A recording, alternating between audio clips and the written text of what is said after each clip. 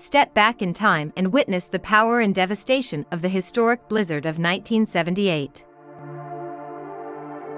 The blizzard of 1978 left a lasting impact on the Ohio Valley, Great Lakes regions, and southern Ontario.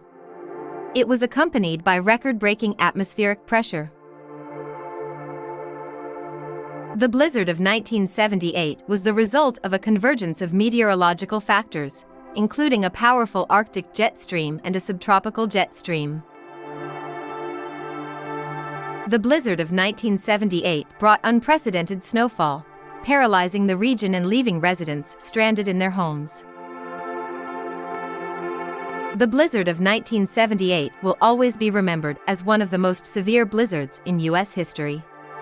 Its impact and the resilience of the affected communities serve as a reminder of the power of nature.